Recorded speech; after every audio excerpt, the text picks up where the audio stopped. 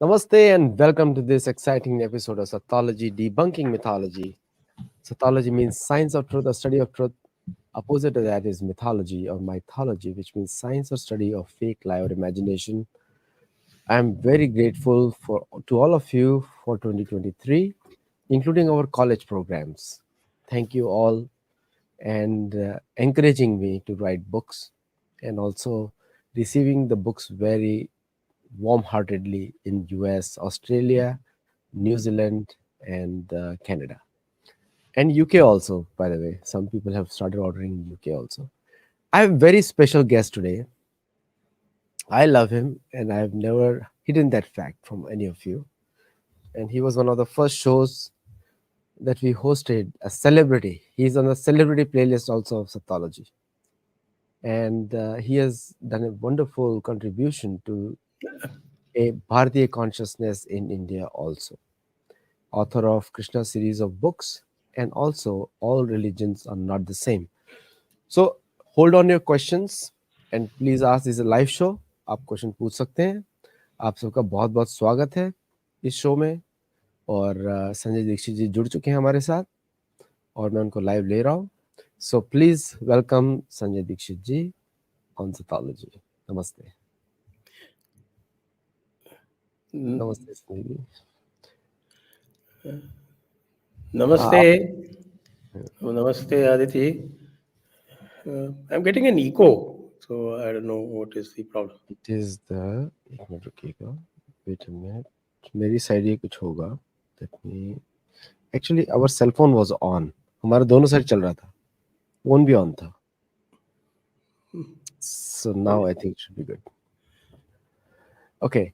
सो संजय जी, पहले मुझे बताइए कि ये जो आपने मुझे पूरा बुक का मैं पढ़ रहा था पूरा और कंटेंट का आपने ले I'm still getting that, that double thing. आप अपनी साइड पे चेक करिए एक बार. कोई ऑन तो नहीं यहाँ पे. I am not getting your echo. Yeah, I mean, I'm getting two audios. Yeah not from here, क्योंकि यहाँ पे एकदम साइलेंट है इधर स्टूडियो में. Can you hear me clearly? I don't know because यहाँ से भी और कुछ नहीं है. I can hear you clearly, but I'm getting two audios separated by a few seconds. Okay, let me just check. And I'm getting my own echo back. Yeah, I understand. वो जब दो विंडोज ऑन होगा ना तो वो आएगा ego आपको. Either cell phone or something else is on. कहीं पर. Just check one time. नहीं, मेरा तो और कुछ भी नहीं ऑन है. या यहाँ पर भी नहीं कुछ भी. It never happens like this. Anyway, I'll ask slowly so that you don't get it, because यहाँ पे तो ऑडियंस को भी नहीं आ रहा है. Audience is also replying. आप लोग भी देखिए, बताइए. हाँ, लोग बोल रहे हैं यूट्यूब तो चालू नहीं है कहीं पर. कोई विंडो ऑन है तो नहीं है. People are saying that. So अच्छा पहले we'll get started here. मुझे मैं सीधा पहले तो मैं आपने उसमें एपिस्टेमोलॉजी में आपने थोड़ा सा लिखा है पार्ट 1 में द कंपैरिजन.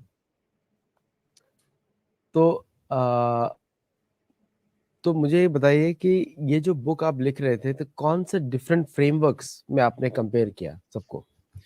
जी देखिए, ये बुक में जो है वो जो कंपैरिजन्स हैं,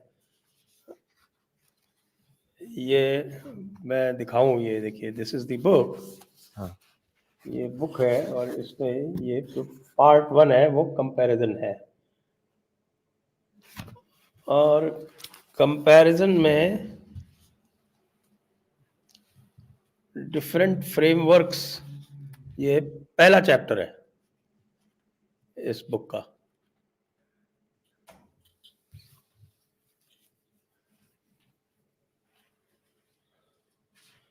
और डिफरेंट फ्रेमवर्क्स में मैं बताता हूँ आपको what I have written. I will just read it out. इसका जो पहला पैराग्राफ है वो मैं पढ़ देता हूँ. I think that will make things very clear.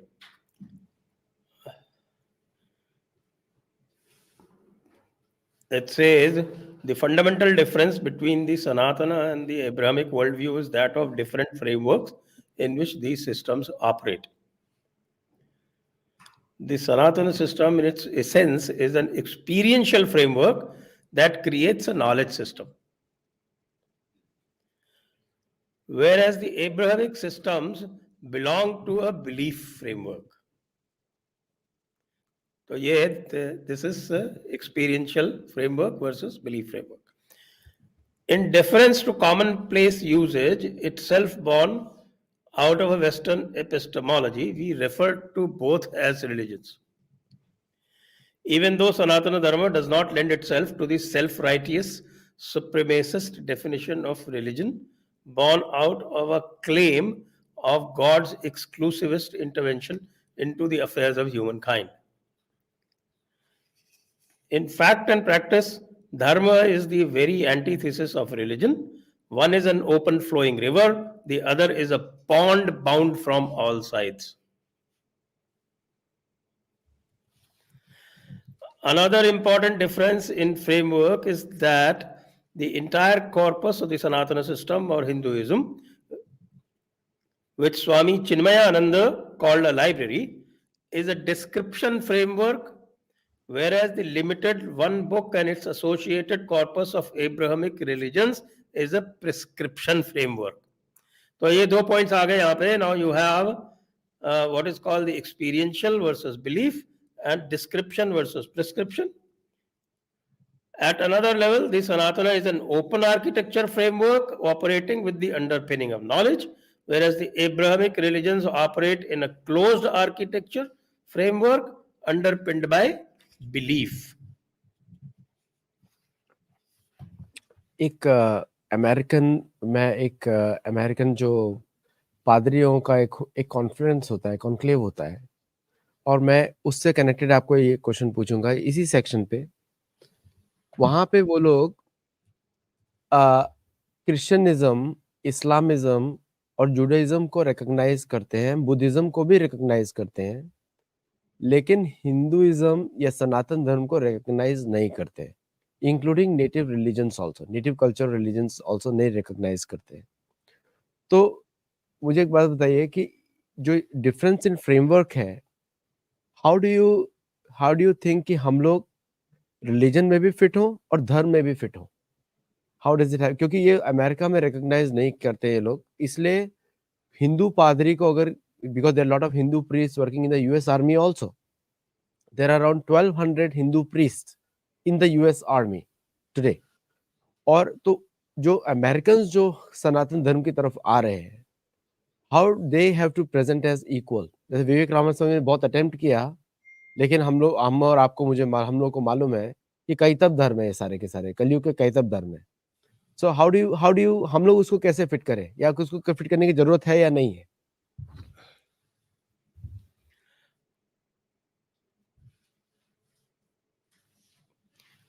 देखिए, Vivek Ramaswamy is a politician, so he has to talk like a politician. उसको क्रिश्चियन से वोट लेना है, तो इसलिए उसको क्रिश्चियंस को ऐसा बताना पड़ेगा कि okay, when we talk about Sanatan और Hinduism, then the values, Judeo-Christian values are the same, which they are basically not. Why they are not is explained in the book, because the points of comparison are many, as I have shown.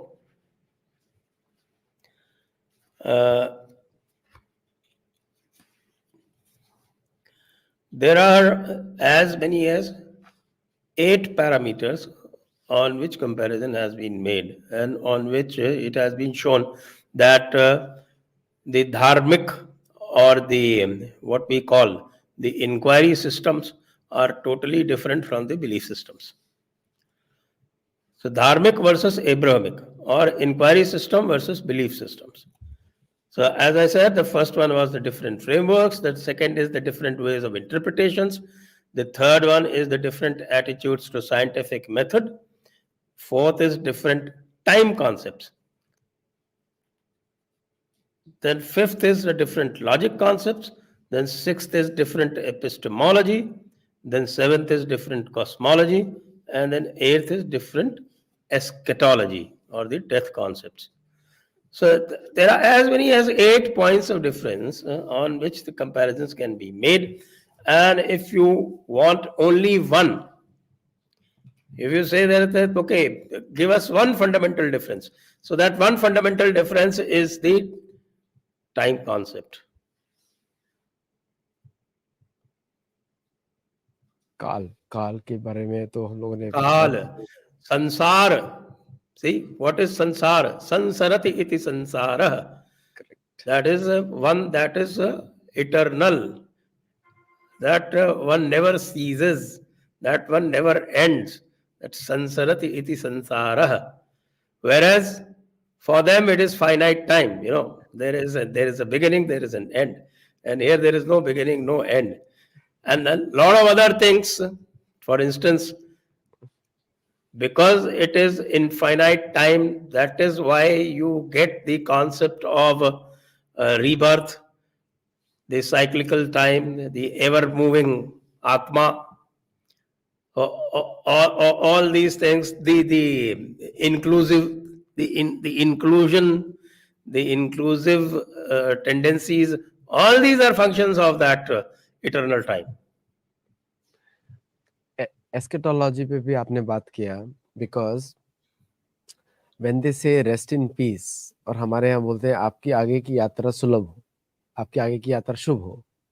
So there is a difference over there. तो how does the one life syndrome affect the longevity of the human civilisation?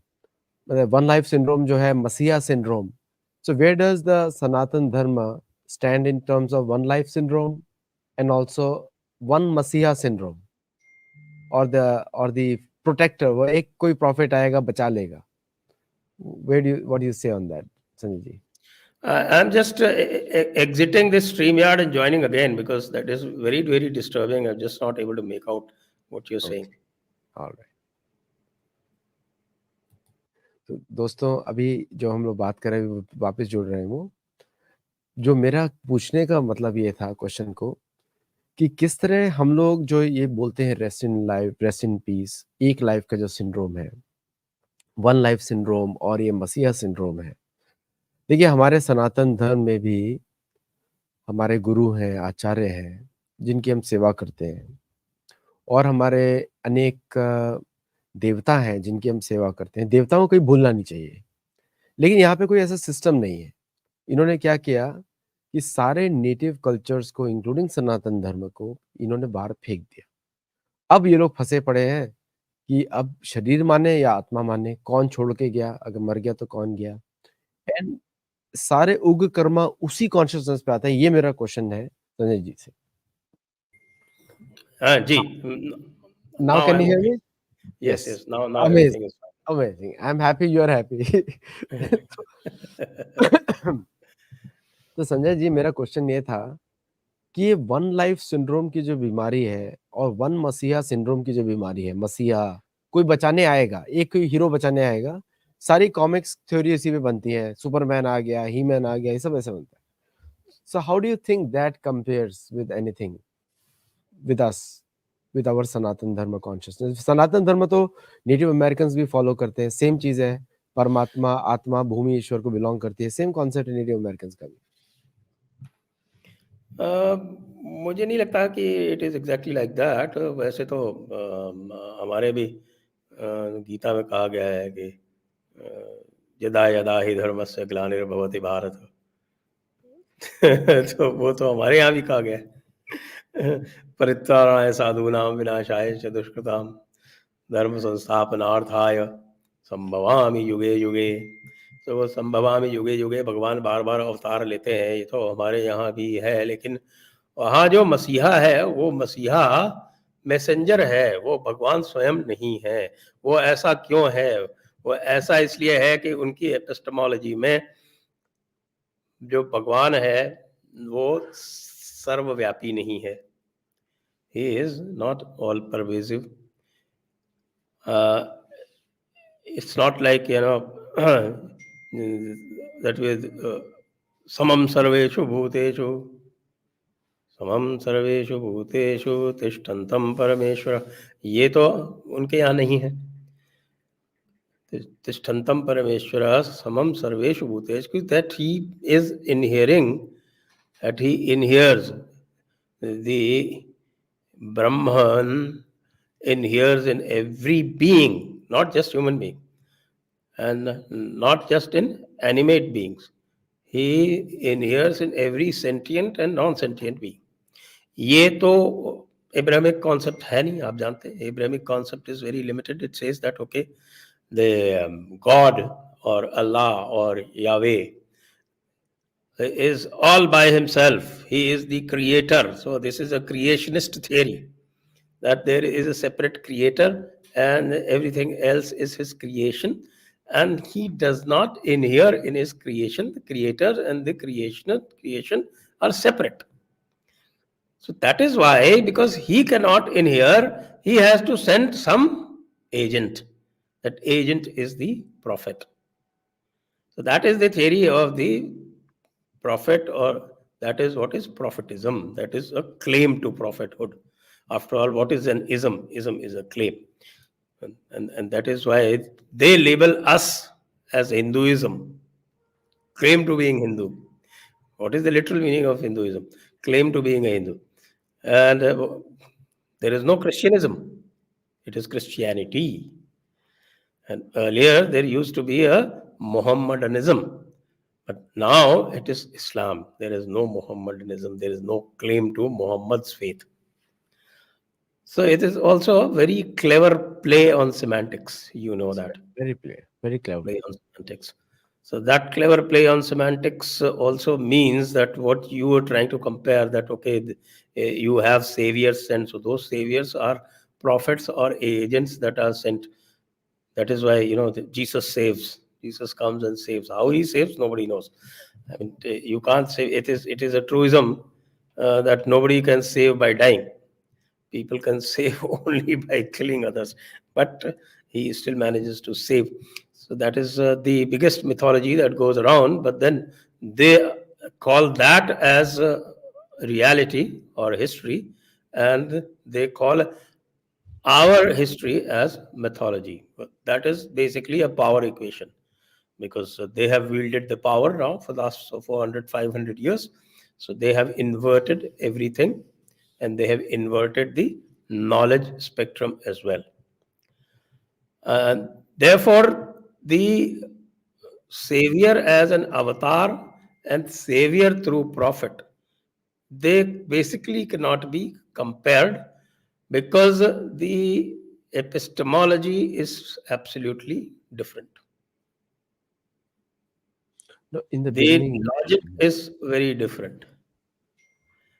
Why he comes there? Because the prophet who comes to save, he is basically there for a finite period. According to him, the universe is finite.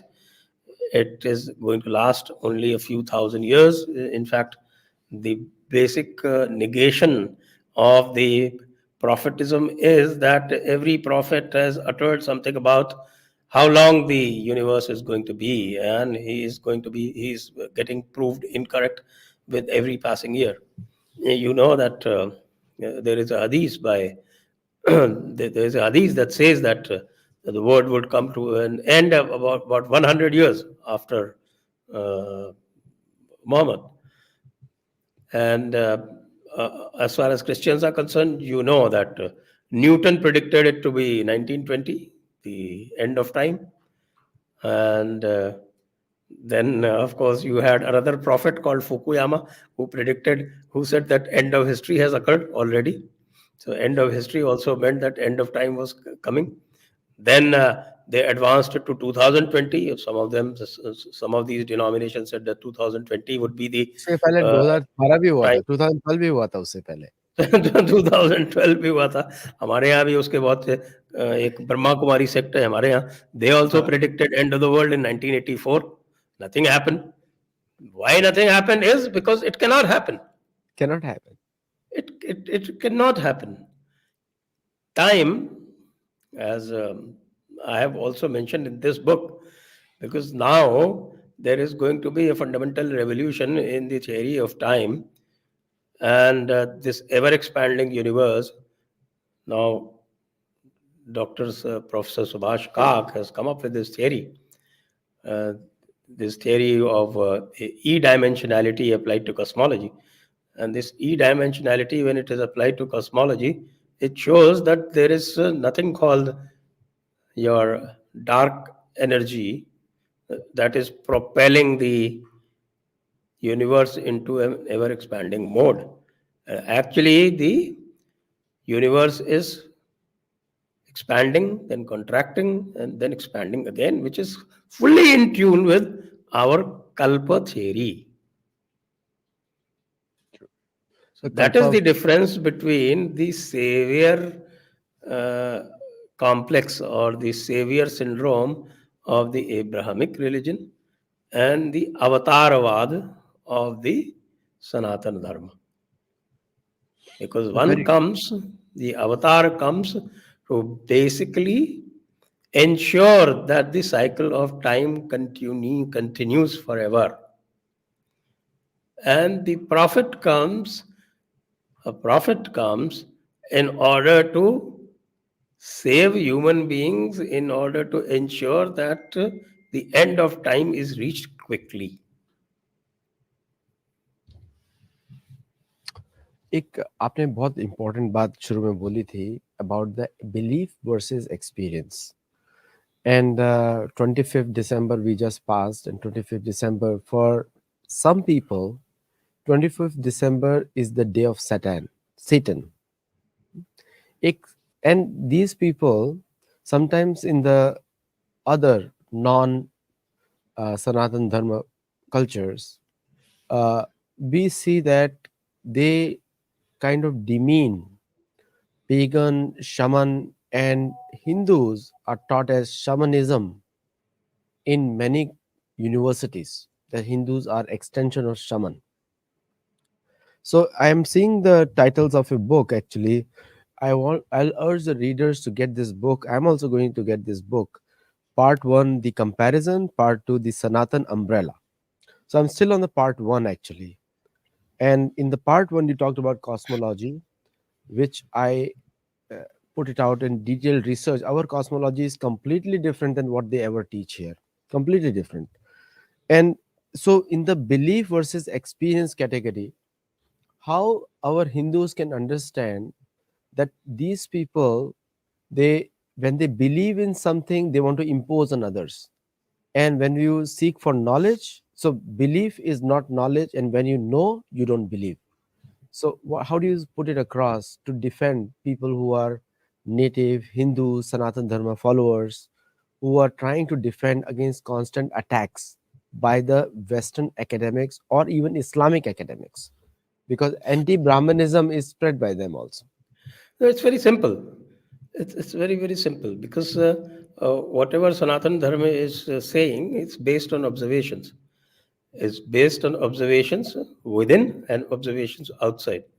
So there is an inner reality, there is an outer reality. So you experience the inner reality, you express it. You experience the outer reality and you express it. Now, outer reality is verifiable by science, and the inner reality is verifiable only by the highest accomplished saints and seers. So that is where the other people, that is the Abrahamic people, they are able to sow seeds of doubt. But the point is that whatever they are saying, where is that coming from? If you look at their logic system or their epistemology, so that epistemology says that whatever is written in the book is true. Whereas the Indian epistemology places the Pratyaksha Pramana as the highest. Anything that is opposed to the Pratyaksha Pramana is not correct. That is our, whatever is said, whatever brilliant expositions are made, all of them need to be verified by Pratyaksha Pramana. The Pratyaksha Pramana, there is an inner Pratyaksha Pramana, there is an outer Pratyaksha Pramana. Now, whatever the Abrahamics are saying, they are not even giving the outer pratyaksha pramana. For instance, the earth is flat. Now, that earth is flat, if you, I don't know whether you know this, that in Islam there is a full fledged movement that actually advocates the flat earth theory. And that I think there it's also there among Christians too. They advocate the flat earth theory only because it is written in the Bible. So whatever is written in the Bible has to be true. Whatever is written in the Quran has to be true.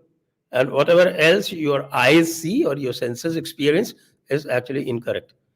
So that is the epistemology of the Abrahamic religions.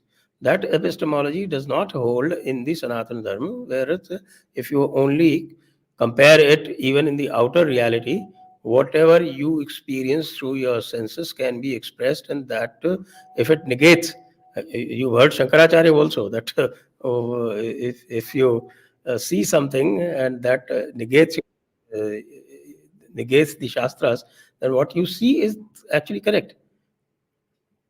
You know, all our sages, all our rishis have said that anything that you experience internally, or the rishis have said that, okay, if you do this, this happens. That you have to verify yourself. You don't have to believe it. And that is what they encourage as well. The whole of Bhagavad Gita is that, okay, what he is telling Arjuna, what Krishna is telling Arjuna is that, okay, this is this, this is this, this is this. But you have to experience it yourself. You have to understand. And in the end, he says that, okay, I have told you what I knew. Now you have to do.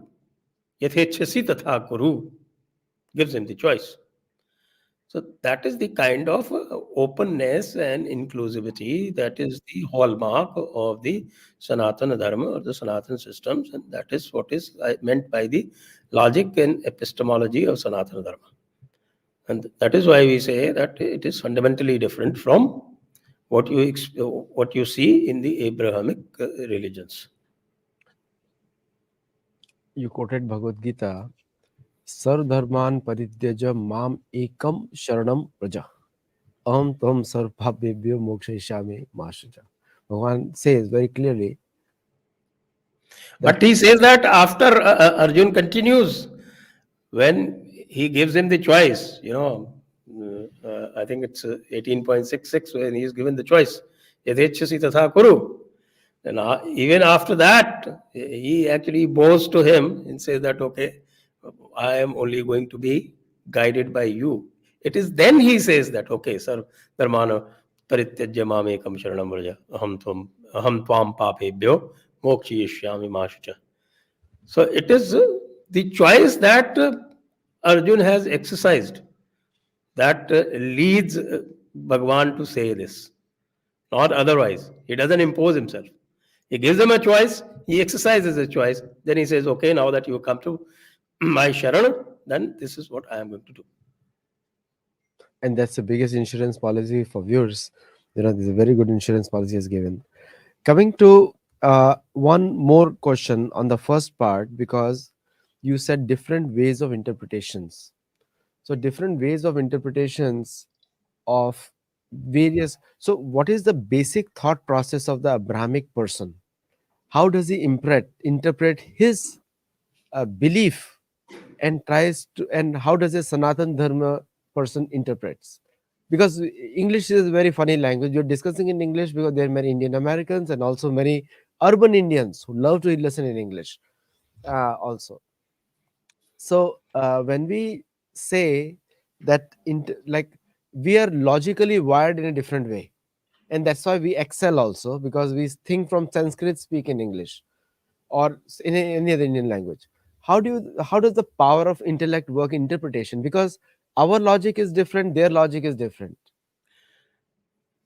See, logic and ways of interpretation are two different things because I have dealt with the logic chapter in a separate chapter. Yes, I saw that. So when we talk about the interpretations, is interpretation is because uh, the Sanatana Dharma views this existence in three dimensions.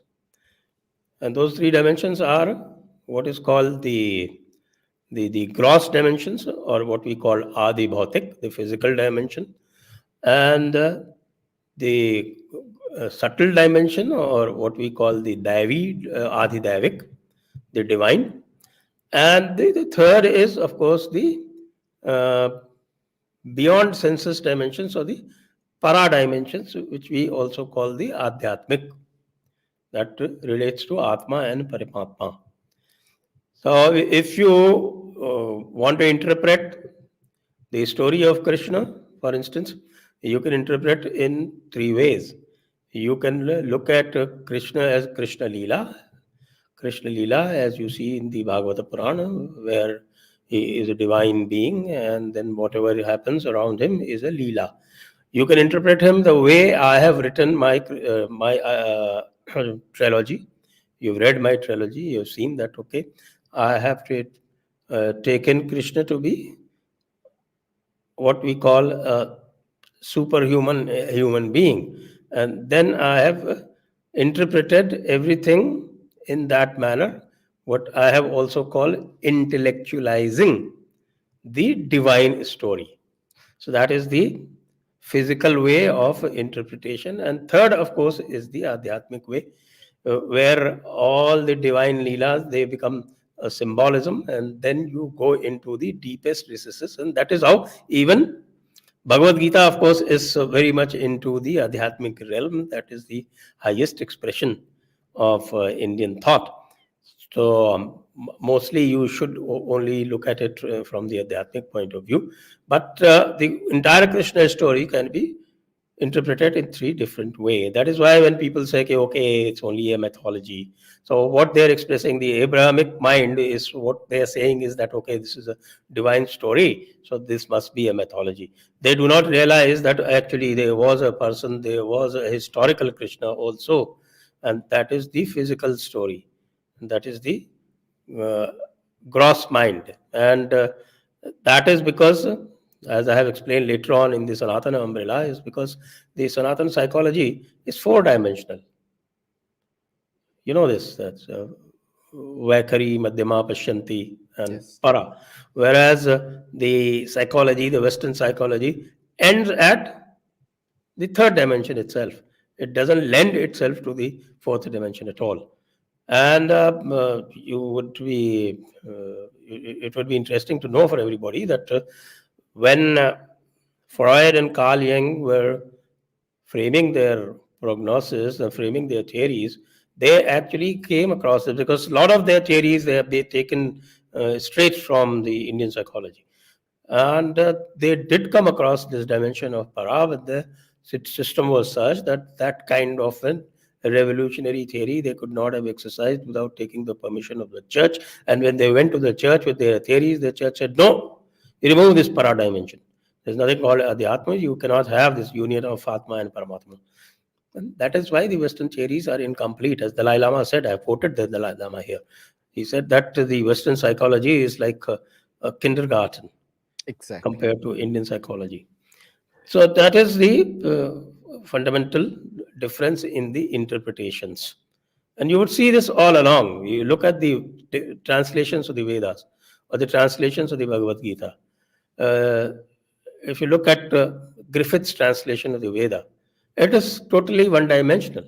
One dimension. Whereas Yaskacharya, who is the foremost scholar of the Nirukta Vedanga, he says very clearly that every Vedic mantra has three dimensions. Every Vedic mantra has three dimensions: the Adi Bhautik, the Adi Daivik, and the Adhyatmic. Adhyatmic. And I can tell you there are three different interpretations. So if you look at translations like Griffith, or you look at the translations of Arya Samaj, for instance, they will treat Agni as the sacrificial fire. Then you go to somebody like Satavalekar, and you look at his translations. They are very much in the Adhidaivik realm, where they will treat Agni as the leader, Agni uh, as the Neta, the Netritva Karta, or in that sense, a Bhagavan or a Devata, the one that leads. And when you go into a translation by somebody like Sri Aurobindo, then you will find that he treats Agni as the consciousness. And yajna is that endeavor that takes you to the edge of that consciousness. That yajna is basically that effort that takes your gross sensibility into that highest realm of consciousness. So these are the three ways you interpret the Vedas. And these three interpretations you will find very much common everywhere, and especially if you have to go to the Jnana Kanda. In the Vedas, you have these three kandas: the Karma Kanda, the Upasana Kanda, and you have the Jnana Kanda. When you go to the Jnana Kanda, then at that time you have to elevate yourself to the spiritual level. Unless you look at the Adhyatmic way, then you cannot make sense out of the Upanishads. Otherwise, you can keep interpreting them in the gross manner, in the adibhautic manner, and you completely lose the essence of those teachings. So these are the different ways of interpretation. Whereas in the Abrahamic way, only the literal interpretation is permissible. Anything else is not even permissible.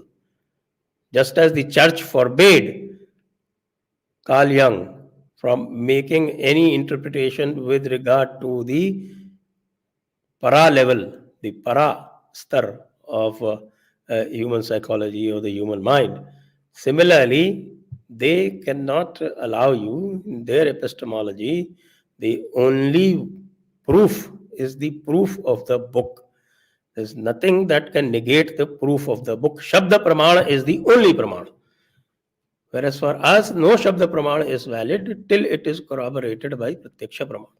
So that Actually, is the link. Patanjali also says the same thing, Viparyaya. He says, unless you quantify the Shabda Pramad, because Pramad is also a vritti, with an experience, then that Pramad never becomes manifest in your heart. Patanjali says that. Uh, Yes, absolutely, absolutely. That is there in the, I think, second or third sutra itself. Sutra itself. Pancha, Klishta, Klishta. Panchateyo, Klishta, Klishta, Vitayo. In the Samadhi Pad, the first part, I think it's the third or fourth sutra. Fourth shloka. Yes, fourth sutra. Now, coming, you said many, many important things I was noting down. One question which really comes is, uh, and then I'll move on to the part two, part three, part four. I'll suggest the viewers should get this book also to get all sides of it. I'll say one shloka. Avajananti mama moda manushin tanumashritam param bhavam ajananto mama bhuta maheshwaram. Yeah, very clearly, ninth chapter, 11th shloka. Krishna Bhagavan has said it. Now, in the if you look at the another part of the ninth chapter, towards the end, he says, "Man mana bhakto madhyaji mam namaskuru." He says that. So there should be one version of truth, which because sometimes when we talk, you and I are talking, and it is maybe appearing very flowery, and Adi Sankaracharya's famous prayers are here. I printed them out for this discussion. He says, Bhaj Govindam, Bhaj Mood Mate, Samprapte Sannite Kale Nahi Rakshati Dukran Karne. So he says to Vyakaran, he's speaking to Vyakaran, and his disciple's name is Vyakaran. So he says to Vyakaran, and he's using very strong words. And he's trying to simplify everything. Bhaj Govindam, Bhaj Govindam, Bhaj Govindam, Bhaj Mood Mate. So so there must be one unity factor also where one can simplify for Hindus that yes, this is the path you take. This is Adi Sankaracharya's words, 33 shloka. And so what do you say on that so that people don't get confused sometimes? Because many rishis, when they talk, they're talking at a different level altogether. Ashtavakra is talking different. Definitely, look at the uh, all our what is called the saints of the Bhakti Kal. They realized that this is not going to be the only way, because to reach the highest level where the rishis were, the rishis are treated as the drishtas or the seers of those mantras. So they trained themselves to reach that level to be able to see those mantras and to transcribe them. Now, it is not possible for everybody to reach there. And that is why they say that, okay, now, uh, as you've seen in the Ramacharitamanasa, it says that, okay, the Kali Yuga is going to come. So, what should be the way in Kali Yuga? And it is also beautifully expressed in Natya Shastra. Bharat Muni's Natya Shastra. What does it say? That, okay, that Kali Yuga is going to come, the Treta is ending, now there will be Dwapar, and after that there will be Kali Yuga. So, what should be the way in Kali Yuga? So for Kali Yoga, is said, okay, then in Kali Yoga you have to that now devise this method of communication, that is theater, and all the communication has to be done through symbolisms, through katha, through your acting, through music. These are the ways through which the communication will be done in Kali Yuga.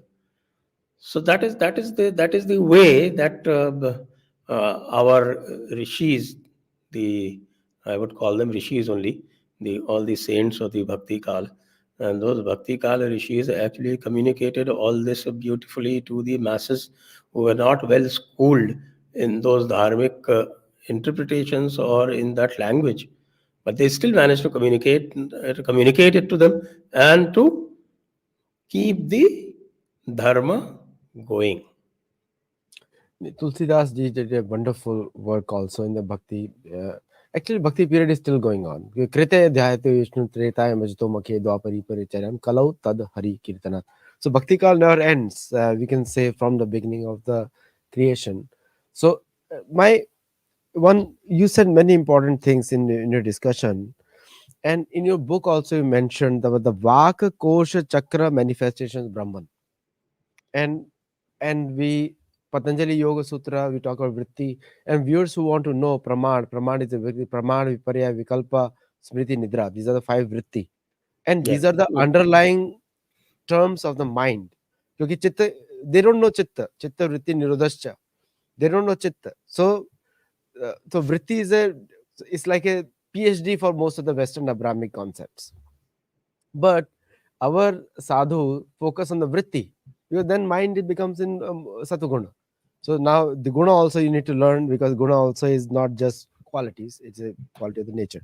So these layers when you mentioned, they're very important terms and people need to know them also. Vaka kosha chakra.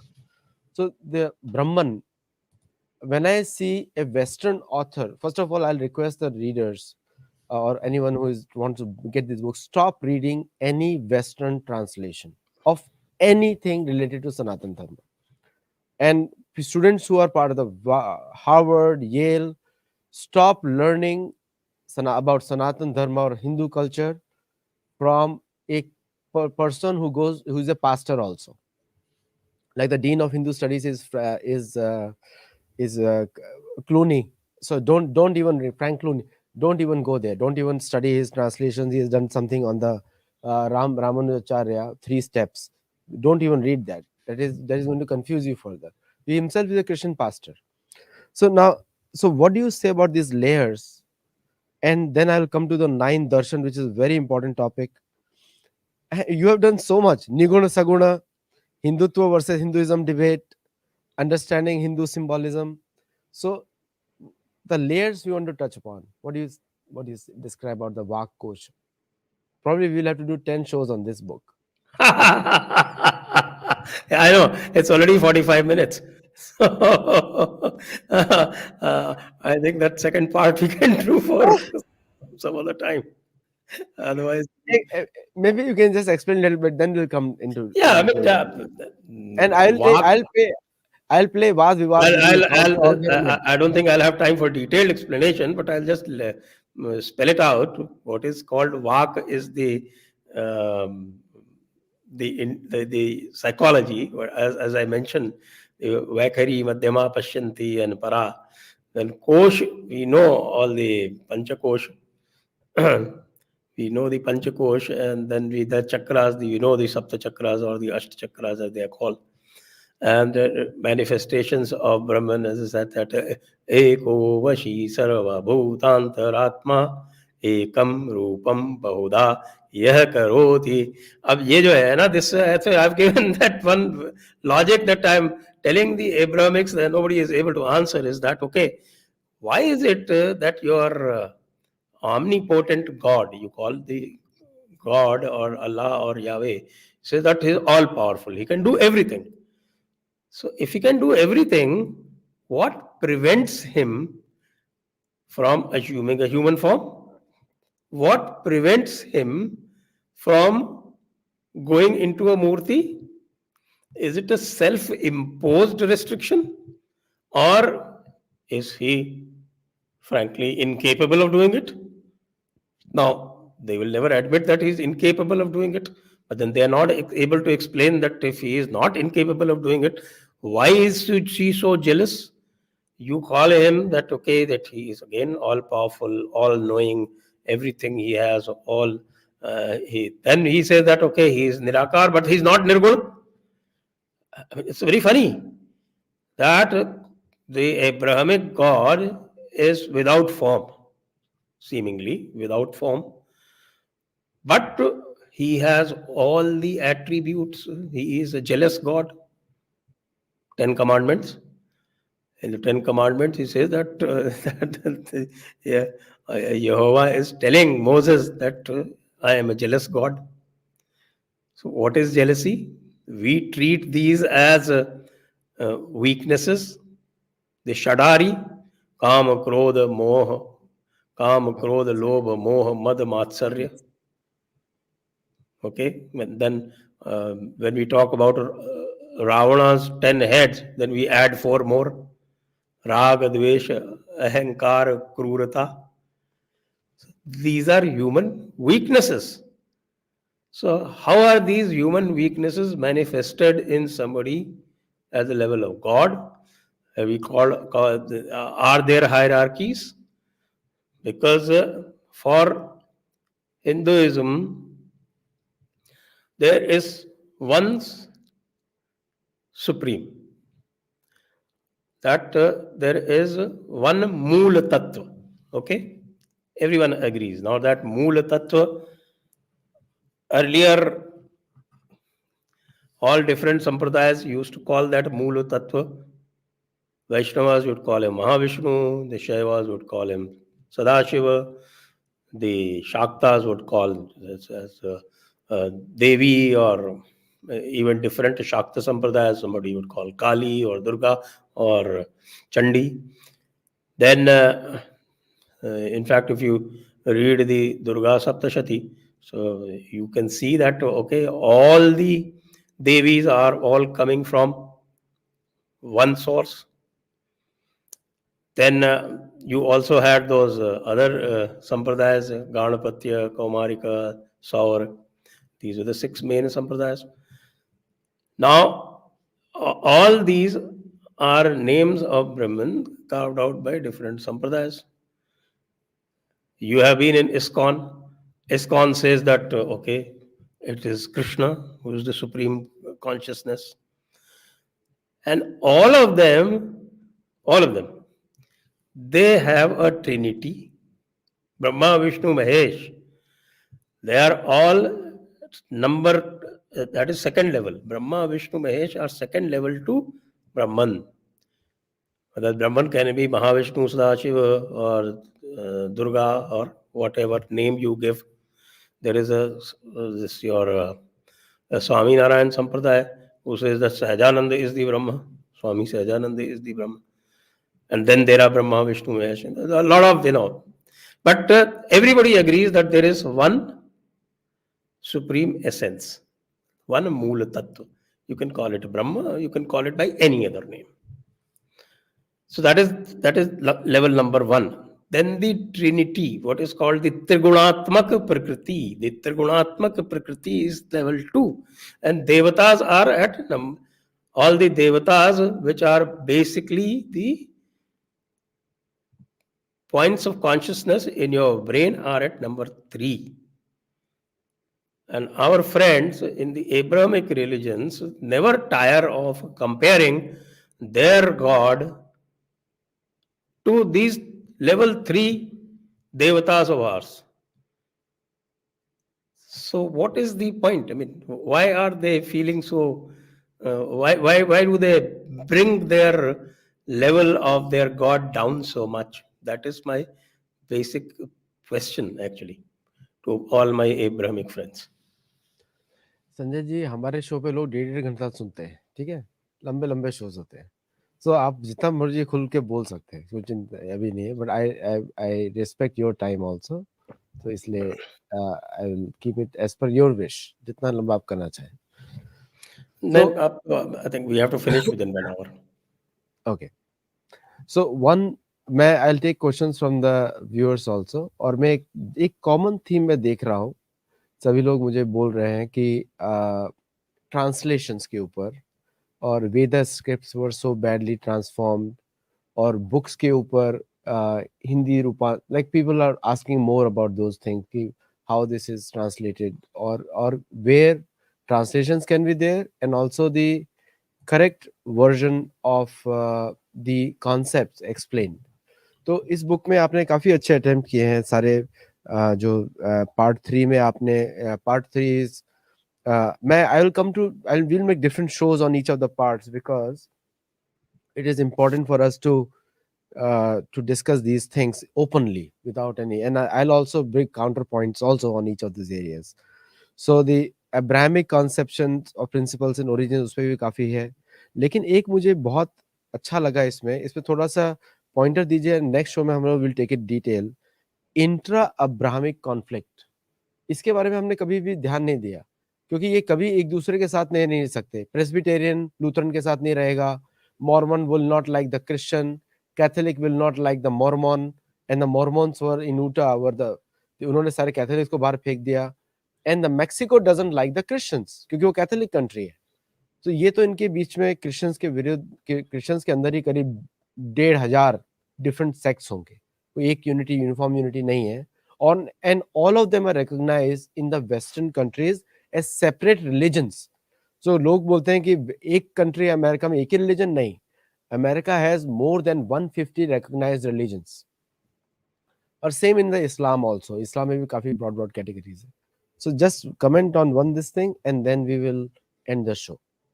Lot of comment, lot But of, the I don't. intra-Abrahamic conflicts, actually, there's basically uh, it is the exclusivist claim to truth that causes these conflicts within the Abrahamic fold.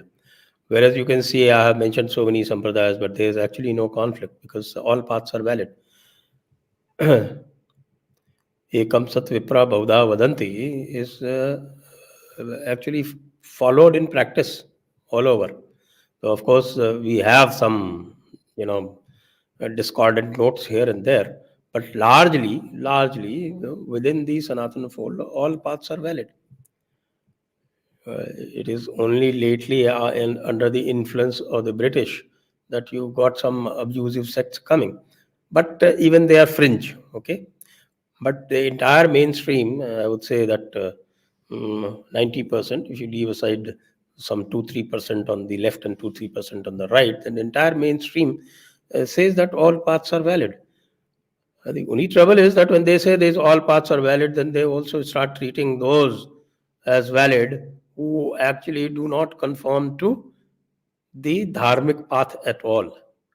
So dharma is valid, but adharma is not valid. Sarva dharma samabhav is fine, but dharma adharma samabhav is not fine. That distinction has to be made. That is why I had to do this comparison. And a lot of books are there on comparative religion in the West, but this attempt is rarely made from our side. And even if it is made, it is not very popular. Luckily, this book has become a big hit on Amazon India. Right now, it is at number 38. Number 38 among all Amazon books, not in its category. In its category, it is number 1, of course. But among all books, it's there in the top 100 books at number 38. So that means that people do see the need, or people do connect with this topic. That is there. But then you mentioned this intra-Abrahamic conflict is because of this exclusivity that everybody sports, and everybody says that okay, that my path is the only valid path. Okay, my God is the only God. Okay, my book is the only book. My saint is the only saint. These are the reasons for intra-Abrahamic conflict. My prophet is the last prophet. There's no other prophet after him. They said, okay, Christians said, no, Jesus is the last prophet. The Jews said, no, Moses is the last prophet. So these are the reasons for the intra-Abrahamic conflicts.